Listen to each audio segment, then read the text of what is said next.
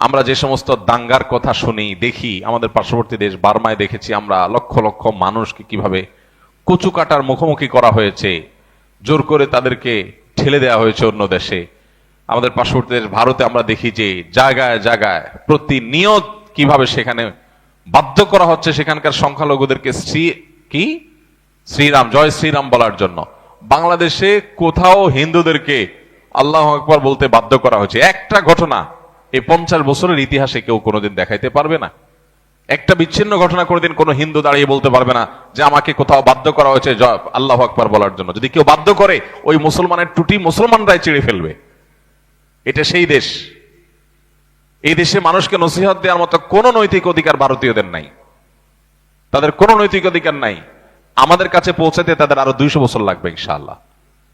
তারা অন্য অনেক দিক থেকে আমাদের চাইতে এগিয়ে থাকতে পারে, কিন্তু মুসলমানের যে কলিজা, মুসলমানের যে উদারতা, মুসলমানের যে অন্যদেরকে ধারণ করার ক্ষমতা, এটা ওরা কল্পনাও করে না, স্বপ্নেও কোনোদিন ওরা ভাবে না। তো আমাদের এই সৌন্দর্যগুলো বিশ্বের কাছে আমাদের তুলে ধরতে হবে এবং আমাদের এই চর্চাটা আরো বাড়াতে হবে। আমরা দেউলিয়াপনা আর উদারতা, উদাসীনতা আর উদারতার মধ্যে গুলিয়ে ফেললে হবে না।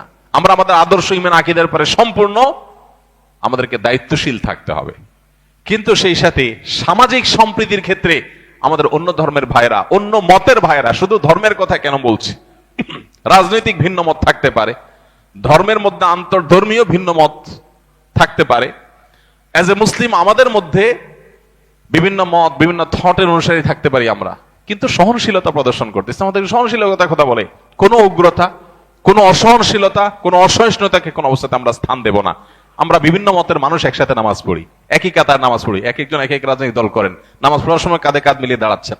কেউ কোন পীরের মুরিদ, আরেকজন পীরের মুরিদ, কেউ তাবলীগ করছেন, কেউ অন্য কোনো রাজনৈতিক ইসলামিক দল করছেন, কিন্তু নামাজের সময় একে কাঁধে কাঁধে মিলিয়ে দাঁড়াচ্ছেন।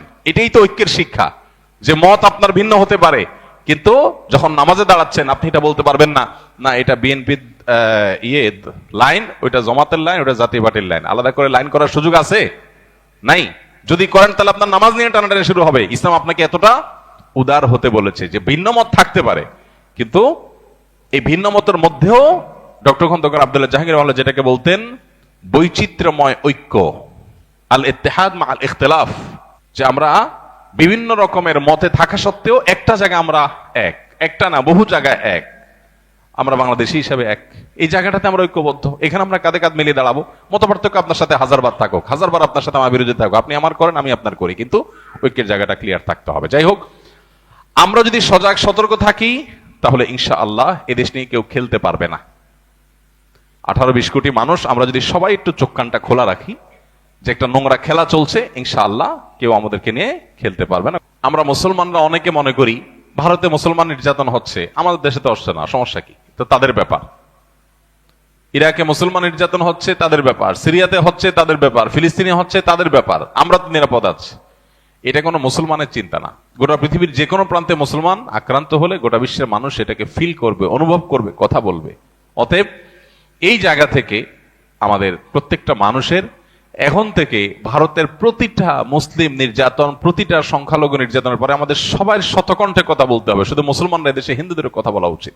আমরা যখন ওদের চালনির ছিদ্রগুলা দেখাই দিতে পারবো, তখন তারা সুইয়ের ছিদ্র খোঁজার সুযোগ আর পাবে না।